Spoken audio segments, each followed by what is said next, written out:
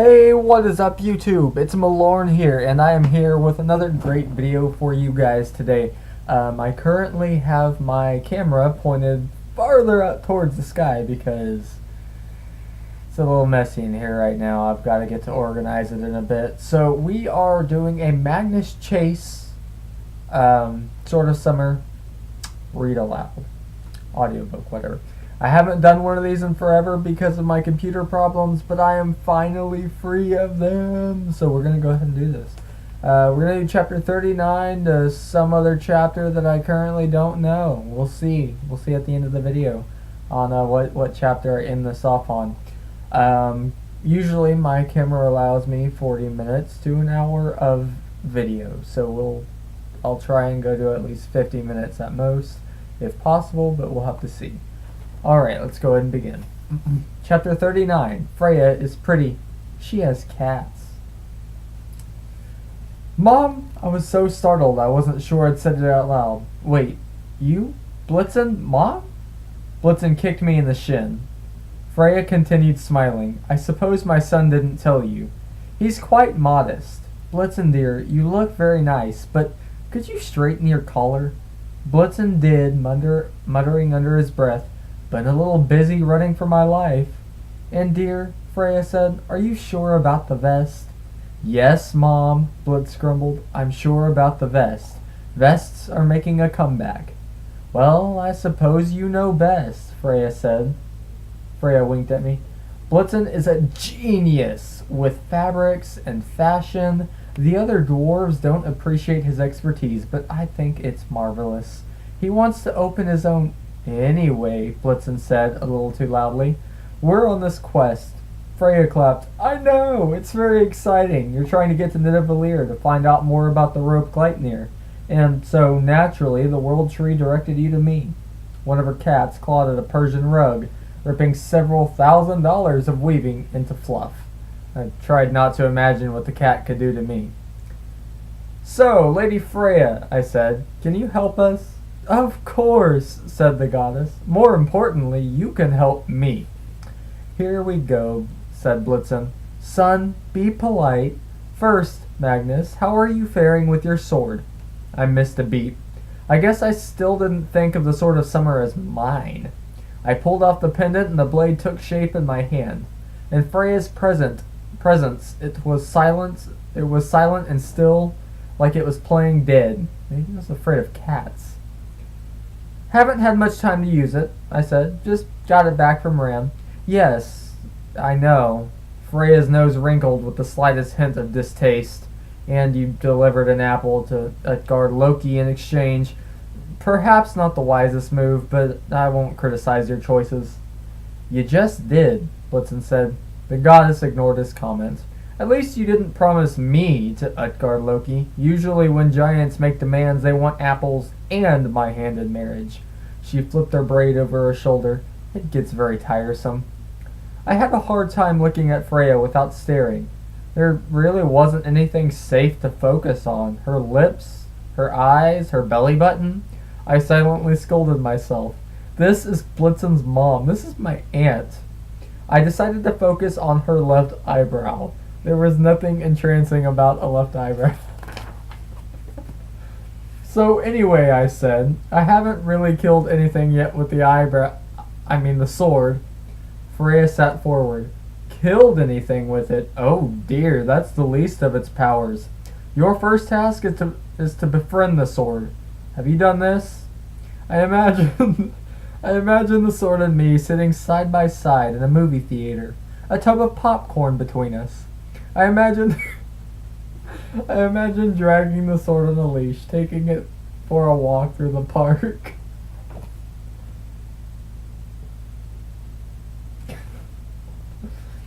How do I befriend a sword? Well, if you have to ask... Look, Aunt Freya, I said, couldn't I just give the sword to you for safekeeping? It's a veneer weapon. You're Freya's sister. I mean, you've got a few 100,000 well-armed, laid-back warriors to guard it from Cert. Oh, no, she said sadly. The sword is already in your hands, Magnus. You summoned it from the river. You have laid claim to it. The best we can hope for is that Sumer Brander, the Sword of Summer, will allow you to use it. Keeping it from Cert is your job now, and as long as you manage to stay alive. I hate my job. Blitz elbowed me. Don't say that, kid. You will offend the blade. I looked down at the gleaming runes on the blade. I'm sorry, long, sharp piece of metal. Did that hurt your feelings? Also, if you allow people to wield you, why would you allow an evil fire giant to do so? Why wouldn't you want to go back to Frey, or at least his lovely sister here? The sword did not reply. Magnus, said the goddess, this is no jesting matter. The sword is fated to belong to Cert, sooner or later. You know this. The sword cannot escape its destiny any more than you can escape yours. I envisioned Loki chuckling as he lounged on the high seat of Odin. Our choices can alter the details. That's how we rebel against destiny. Besides, Freya said, the sword would never allow me to use it. Sumer Brander holds me partially responsible for its loss. It resents me almost as much as it resents Frey. Maybe it was my imagination, but the sword seemed to become colder and heavier. But it's Frey's sword, I protested. Blitzen grunted. It was. I told you, kid. He gave it away for love. The calico cat on Freya's right rolled over and stretched. Its spotted tummy was pretty cute, except for the fact that I kept imagining how many warriors it could comfortably digest. When Frey sat on Odin's throne, continued the goddess, he did so for my sake. It was a dark time for me. I was wandering the 9 worlds, grieving and bereft. Frey hoped that by sitting in the throne he might find me. Instead, the throne showed him his heart's desire, a frost giantess Gerd. He fell madly in love with her. I stared at Frey's eyebrow. Her story wasn't helping my opinion of my dad. He fell in love at first sight with a frost giantess. Oh, she was beautiful, Freya said. Silver to Frey's gold, cold to his warmth, and winter to his summer. You've heard that opposites attract? She was his perfect match. But she was a giant. She would never agree to marry a Vanir. Her family would not allow it. Knowing this, Frey fell into despair. Crops stopped growing, summer lost its warmth. Finally, Frey's servant and his best friend came to ask him what was wrong. Skirnir, I said, the dude who got the sword. Freya frowned. Yes, him. Blitzen took a step back, like he was afraid his mom might explode. For the first time, I realized how scary the goddess could look. Beautiful, yes, but also terrifying and powerful. I imagined her armed with a shield and spear, riding with the Valkyries. If I saw her on the battlefield, I would run the other direction. Skirnir promised he could deliver Gerd within 9 days, said the goddess. All he required was a small fee for his services. The Sword of Summer. Frey was so love-stricken that he asked no questions. The sword. I can only imagine how it felt when it was betrayed by its master. It allowed Skirnir to wield it, though not happily. Freya sighed. That is why the sword will never allow Frey to use it again, and that is why, at Ragnarok, Frey is fated to die, because he does not have his weapon. I wasn't sure what to say. Bummer didn't seem to cover it. I remembered Loki's warning about sitting on Odin's throne looking for my heart's desire. What would I look for? My mother's whereabouts. Would I give up a sword to find her? Of course. Would I risk getting killed or even hastening doomsday? Yes. So maybe I couldn't judge my father. Blitz gripped my arm. Don't look so glum, kid. I have faith in you. Freya's expression softened. Yes, Magnus, you will learn to use the sword, and I don't mean just swinging it like a brute. Once you discover its full abilities, you will be formidable indeed. I don't suppose it comes with the user's manual. Freya laughed gently. I'm sorry. I didn't get you in Folkvanger, Magnus. You would have been a good addition to my followers, but Valhalla called you first. It was meant to be. I wanted to argue that the Norns, the Einarhar, and the captain of the Valkyries didn't seem to think so. Thinking about Ganilla made me remember our flight into the World Tree and Sam and Hearthstone hiding under a veil from a murderous squirrel. Our friends, we got separated from them on Draziel. Freya, do you know if they made it here safely? Freya peered into the distance. They are not in Folkvanger. I see them. Yes, wait. I lost them again. She winced. That was a close call, but they're fine for the moment. A resourceful pair. I sense they will not come here. You must continue on and meet them in Nidavellir. Which brings us to your quest. And how can we help you? Blitz said. Exactly, darling. Your need brought you here. Need speaks strongly when you travel the World Tree. After all, that's how my poor son found himself being a bondservant to Mimir. We're not having this discussion again, Blitz said. Freya turned over her lovely hands. Fine, moving along. As you well know, the dwarves created the rope Gleipnir, which bound Fenris Wolf. Yes, Mom, Blitz said, rolling his eyes. Everyone learns that nursery rhyme in kindergarten. I squinted at him. Nursery rhyme? Gleipnir, Gleipnir, strong and stout, wrapped the wolf around the snout. Humans don't learn that one? I don't think so. At any rate, said the goddess, the dwarves will be able to tell you more about how the rope was made, and how it might be replaced. Replaced? I willed the sword back into pendant form. Even so, hanging around my neck, it seemed to weigh 100 pounds. I thought the idea was to keep the rope from getting cut in the first place. Freya tapped her lips. Magnus, I don't want to discourage you, but I'd say there is a good chance, perhaps a 75% chance, that even if you keep the sword from Surt, the fire giant will still find a way to free Fenris Wolf. In such a case, you must be prepared with a replacement rope. My tongue felt almost as heavy as my sword pendant. Yeah, that's not at all discouraging. The last time the wolf was free, didn't it take all the gods working together to bind him? Freya nodded. It took 3 tries and a lot of trickery. Poor Tyr lost his hand. But don't worry, the wolf will never fall for the hand-and-mouth trick again. If it comes to that, you'll have to find another way to bind him. I bet Miles out in the People's Battlefield didn't have these sort of problems. I wondered if he'd be interested in trading places for a while, going after Fenris Wolf while I played volleyball. Freya, can you at least tell us where the wolf is? On Lyngvi, the Isle of Heather. The goddess tapped her chin. Let's see, today is Thursday the 16th. You mean Thursday. That's what I said. The island will rise on the full moon 6 days from now on the 22nd, which is Wednesday. Wednesday? I asked. That's what I said. So you should have plenty of time to get my earrings before you seek out the wolf. Unfortunately, the island's location shifts every year as the branches of Draziel sway in the winds of the void. The dwarves should be able to help you locate it, and Blitzen's father knew the way. Others might as well. At the mention of his father, Blitz's face clouded over. Very carefully, he took the carnation from his vest and tossed it into the hearth fire. And what do you want, Mother? What's your part in this? Oh, my needs are simple. Her fingers fluttered over her golden lace collar. I want you to commission some earrings to match my necklace.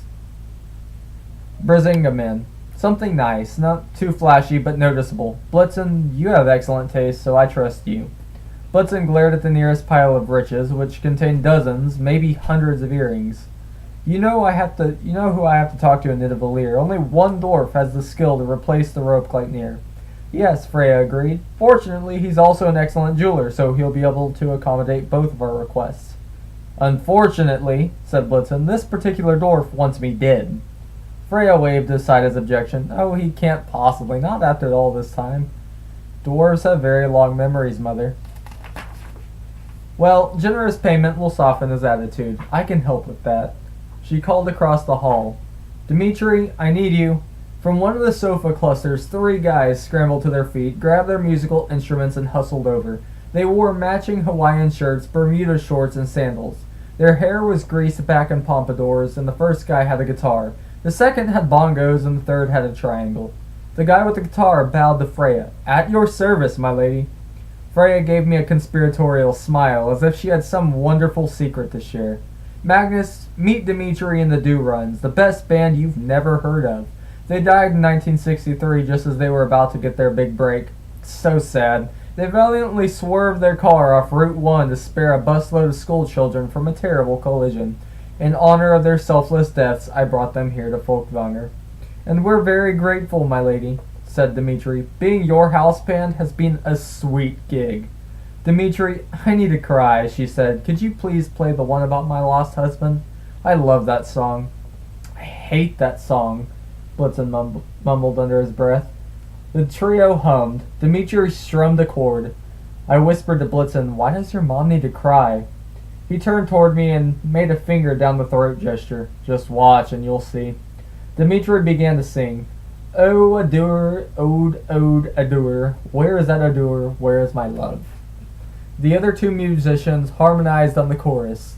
Ode wanders far, my odor is missing. How odd is it not to be kissing? My odor, my sweet ode, odor. Triangle, bongo solo. Blitzen whispered. Her godly husband wasn't a seer named Odor. Ode, for short. I wasn't sure which name was worse. He disappeared, I guess? 2,000 years ago, Blitzen said. Freya went looking for him. Disappeared herself for almost a century while she searched. She never found him, but that's why Freya sat in Odin's chair in the first place, to look for her sister. The goddess leaned forward and cupped her face in her hands. She drew a shaky breath. When she looked up again, she was weeping, but her tears were small pellets of red gold. She wept until her hands were full of glittering droplets. Oh, Adore, she sobbed. Why did you leave me? I miss you still. She sniffled and nodded to the musicians. Thank you, Dimitri, that's enough. Dimitri and his friends bowed. Then the best band I wished I'd never heard of shuffled away. Freya raised her cupped hands. Out of nowhere, a leather pouch appeared, hovering above her lap. Freya spilled her tears into the bag. Here, my son. Freya passed the pouch to Blitzen. That should be enough payment if Eitri Jr. is at all reasonable. Blitzen stared glumly at the pouch of tears. The only problem is, he's not. You will succeed, Freya said. The fate of my earrings is in your hands. I scratched the back of my neck. Yeah, Lady Freya, thanks for the tears and all, but couldn't you just go to Nidavellir and pick out your own earrings? I mean, isn't shopping half the fun? Blitzen shot me a warning look. Freya's blue eyes turned a few degrees colder. Her fingertips traced the filigree of her necklace. No, Magnus, I can't just go shopping in Nidavellir. You know what happened when I brought Brisingamen from the dwarves? Do you want that to happen again? Actually, I had no idea what she was talking about, but she didn't wait for an answer. Every time I go to Nidavellir, I get myself in trouble, she said. It's not my fault. The dwarves know my weakness for beautiful jewelry. Believe me, it's much better that I send you. Now, if you'll excuse me, it's time for our evening luau with optional combat. Goodbye, Magnus, and goodbye, my darling Blitzen. The floor opened beneath us, and we fell into darkness. Chapter 40. My friend evolved from a... Nope, I can't say it. I don't remember landing. I found myself on a dark street on a cold, cloudy night. 3-story clapboard row houses edged the sidewalk. At the end of the block, a tavern's grimy windows glowed with neon drink signs. This is Southie, I said, around D Street. Blitzen shook his head. This is Nidavellir, kid. It looks like South Boston, or rather South Boston looks like it. I told you, Boston is the nexus. The 9 worlds blend together there and affect one another. Southie has a definite dwarvish feeling to it. I thought Nidavellir would be underground, with claustrophobic tunnels and... Kid, that's a cavern ceiling above your head. It's just a long way up and hidden by air pollution. We don't have daytime here. It's this dark all the time. I stared into the murky clouds. After being in Freya's realm, the world of the dwarves seemed oppressive, but it also seemed more familiar and, well, more genuine. I guess no true Bostonian would trust a place that was sunny and pleasant all the time, but a gritty, perpetually cold and gloomy neighborhood? Throw in a couple of Dunkin' Donuts locations and I'm right at home. Blitz wrapped his pith helmet in its dark netting. The whole thing collapsed into a small black handkerchief, which he tucked into his coat pocket. We should get going. We're not going to talk about what happened up there in Volkswagen? What's there to say? For one thing, we're cousins.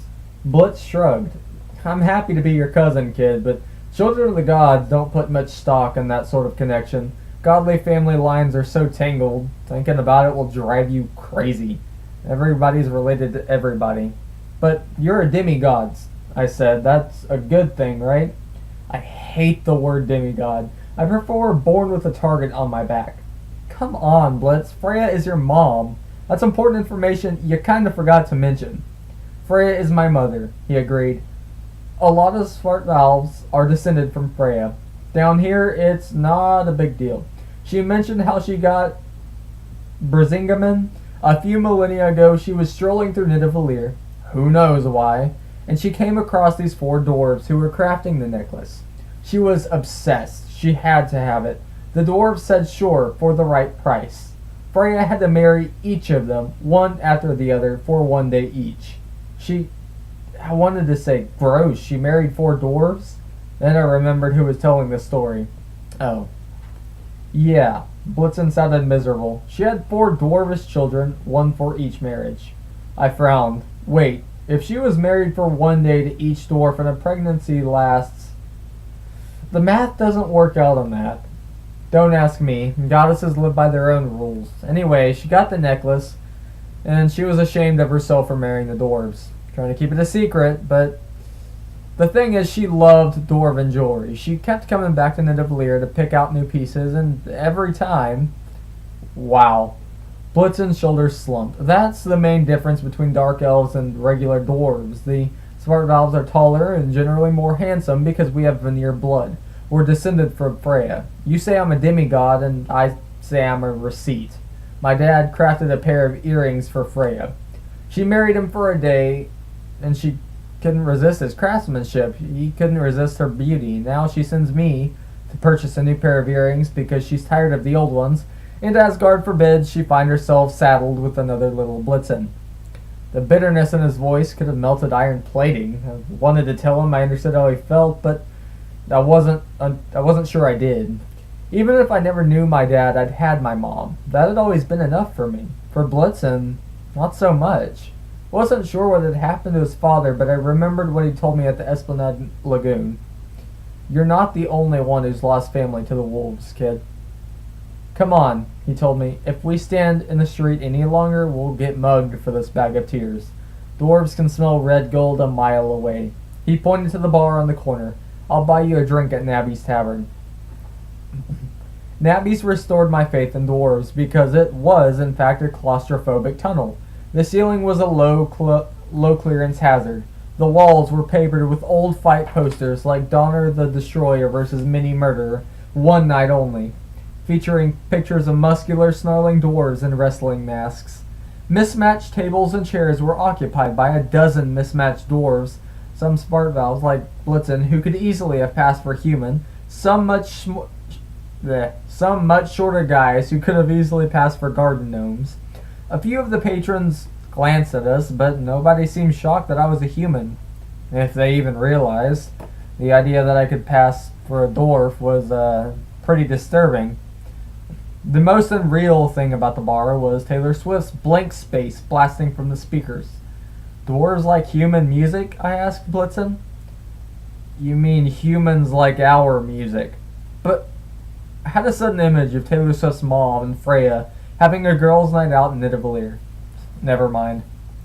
As we made our way toward the bar, I realized that the furniture wasn't just mismatched. Every single table and chair was unique. Apparently handcrafted from various metals, with different designs and upholstery. One table was shaped like a bronze wagon wheel with a glass top. Another had a tin and brass chessboard hammered into the surface. Some chairs had wheels and others had adjustable booster seats. Some had massage controls or propellers on the back. Over by the left wall, 3 dwarves were playing darts. The board's rings rotated and blew steam. One dwarf tossed his dart, which buzzed toward the target like a tiny drone. While it was still in flight, another dwarf took a shot. His dart rocketed toward the drone dart and exploded, knocking it out of the air. The first dwarf just grunted. Nice shot. Finally, we reached the polished oak bar, where Nabby himself was waiting. I could tell who he was because of my highly trained deductive mind, and also because a stained yellow apron read, "Hi, I'm Nabby." I thought he was the tallest dwarf I had met so far until I realized he was standing on the catwalk behind the counter. Nabby was actually only 2 feet tall, including the shock of black hair that stuck up from his scalp like a sea urchin. His clean-shaven face made me appreciate why dwarves wear beards. Without one, Nabby was god's awful ugly. He had no chin to speak of, and his mouth puckered sourly. He scowled at us like we'd tracked in mud. "Greetings, Blitzen, son of Freya," he said. "No explosions in my bar this time, I hope?" Blitzen bowed. "Greetings, Nabby, son of Loretta. To be fair, I wasn't the one who brought the grenades. Also, this is my friend Magnus, son of Natalie." Nabby nodded to me. His busy eyebrows were fascinating. They seemed to move like live caterpillars. I reached for a bar stool, but Blitzen stopped me. "Nabby," he said formally, "may my friend use this stool? What is its name in history?" "That stool is rear rester," said Nabby, "crafted by Gonda. Once it held the tush of the master smith Alvis. Use it in comfort, Magnus, son of Natalie. And Blitzen, you may sit on Keisterholm, famed among stools, made by yours truly. It survived the great bar fight of 4109 AM. My thanks." Blitzen climbed on a seat which was polished oak with a velvet padded seat. "A fine Keisterholm it is." Nabby looked me expectantly. I tried my stool, which was hard steel with no cushion. It wasn't much of a rear rester. It was more of a Magnus Mangler, but I tried for a smile. "Yeah, that's a nice stool, all right." Blitzen rapped his knuckles on the bar. "Mead for me, Nabby, and for my friend, soda or something?"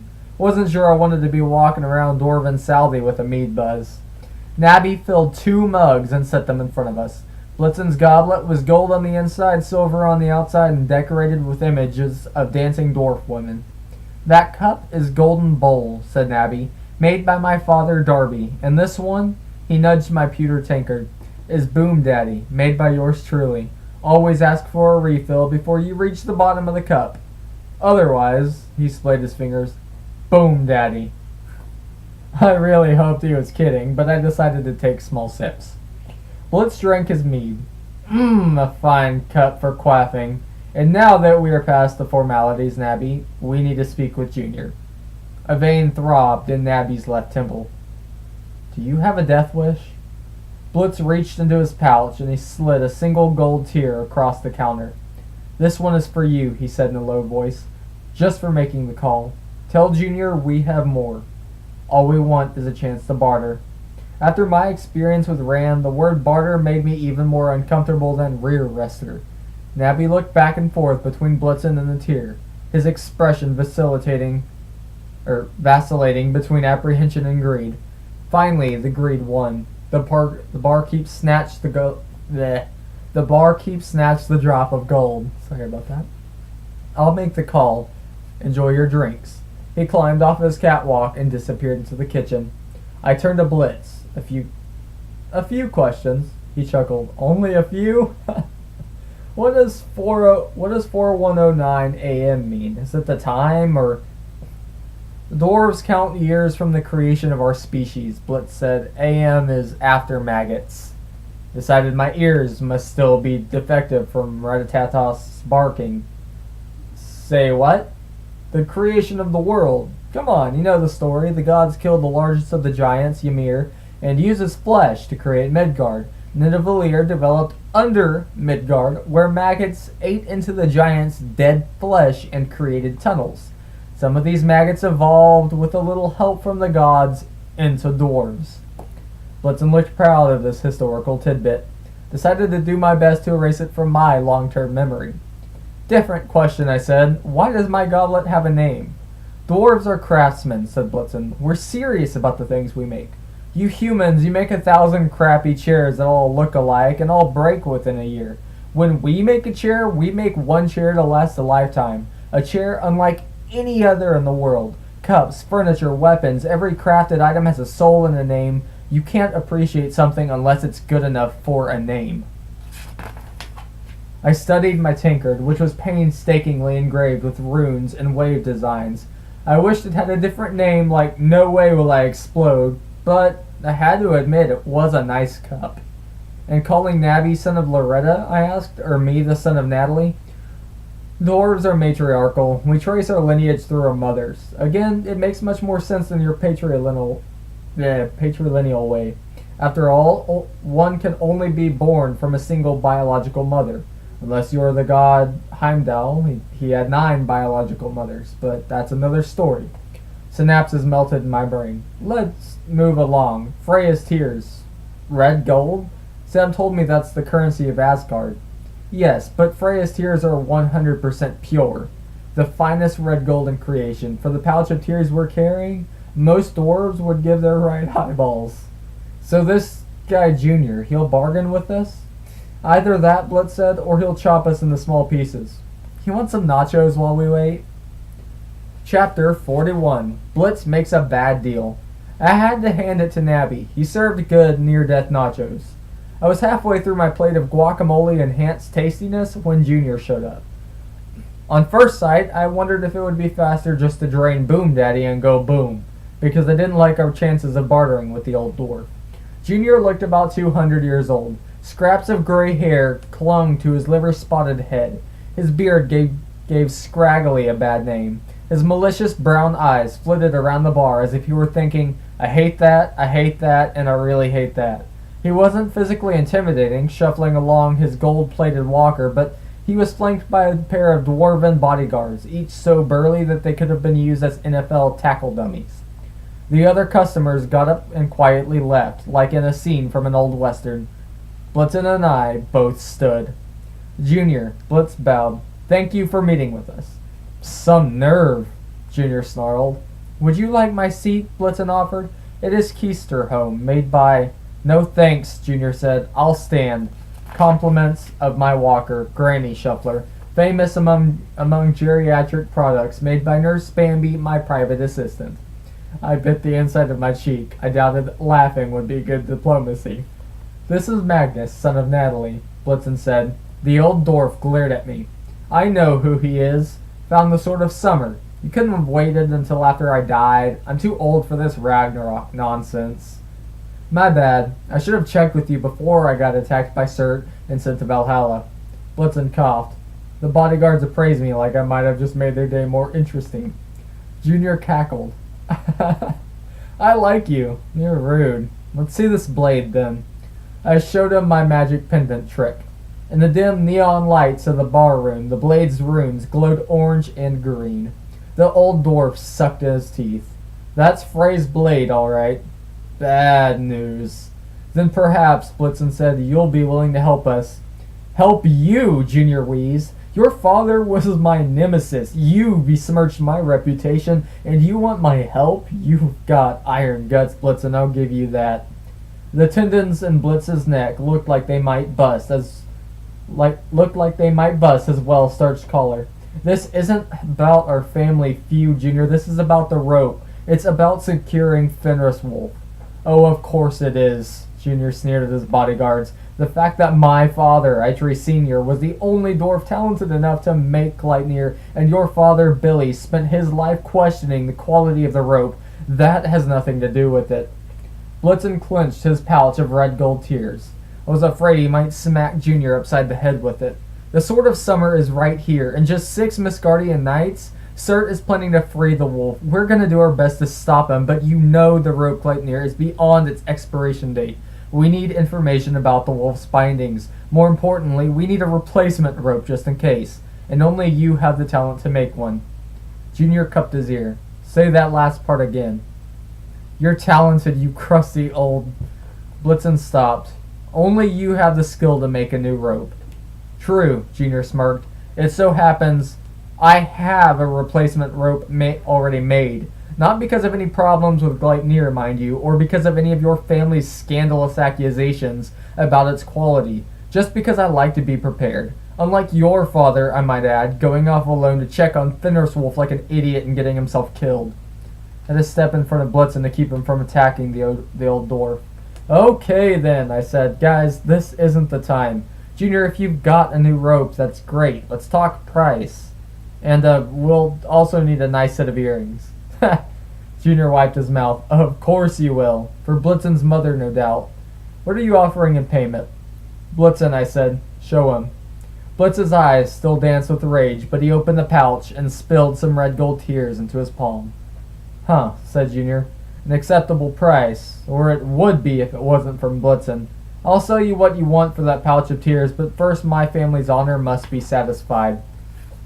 It's high time we settled this feud. What do you say, son of Freya? A contest, you and me.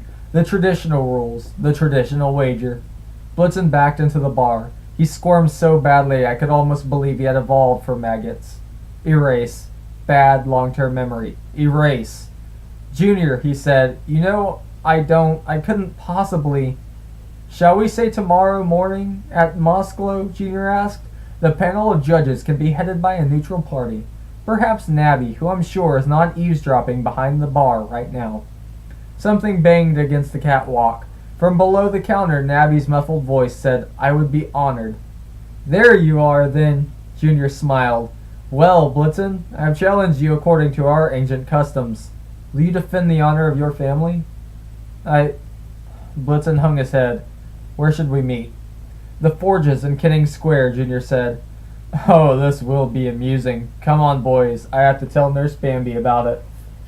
The old dwarf shuffled out with his bodyguards in tow. As soon as they were gone, Blitzen collapsed on Keisterholm and drained Golden Bowl. Nabby emerged from behind the counter.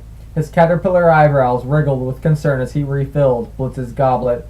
This one's on the house, Blitzen. It's been nice knowing you. He went back to the kitchen, leaving Blitz and me alone with Taylor Swift singing I Know Places. The lyrics took on a whole new meaning in a subterranean dwarf world. Are you going to explain what just happened? I asked Blitz. What is this contest at Mosklo? Also, what is Mosklo? Mosklo, Blitzen stared into his cup. The dwarf version of dawn, when the moss begins to glow. For the contest, he swallowed back a sob. It's nothing. I'm sure you'll be able to continue the quest without me.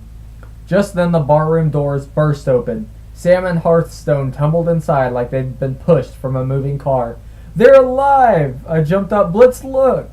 Hearthstone was so excited he couldn't even sign. He rushed over and almost tackled Blitzen off his stool. Hey, buddy. Blitz patted his back absently. Yeah, I'm glad to see you too. Sam didn't hug me, but she managed to smile. She was scratched up and covered with leaves and twigs, but she didn't look badly hurt. Magnus, glad he haven't died yet. I wanted to be there for that. Thanks, Elabas. What happened to you guys? She shrugged. We hid under the hijab as long as we could. With all the other stuff going on, I'd forgotten about the scarf. Yeah, what was that about? You've got an invisibility hijab? It doesn't make me invisible. It's just camouflage. All Valkyries are given swan cloaks to help us hide when necessary. I just made mine a hijab. But you weren't a swan. You were tree moss. It can do different things. Anyway, we waited until the squirrel left. The barking left me in bad shape, but thankfully Hearth wasn't affected. We climbed Razeel for a while. A moose tried to eat us, Hearth signed. Excuse me? I asked. A moose? Hearth grunted in exasperation. He spelled out deer. Same sign for both animals. Oh, that's much better, I said. A deer tried to eat you. Yes, Sam agreed. Valin, or maybe Denir, one of the stags that roam the world tree. We got away and took a wrong turn in Alfheim. Hearthstone shuddered, then simply signed, hate. And here we are, Sam-eyed Blitzen, whose expression was still blank with shock. So, what's going on? I told them about our visit with Freya and our conversation with Junior. Hearthstone steadied himself on the bar. He spelled out with one hand, M-A-K-I-N-G. Then he shook his head vehemently. What do you mean, making? I asked. A making, Blitz muttered into his goblet, is the Dwarven contest. It tests our crafting skills. Sam tapped her fingers on her axe. Judging from your expression, I'm guessing you don't trust your skills.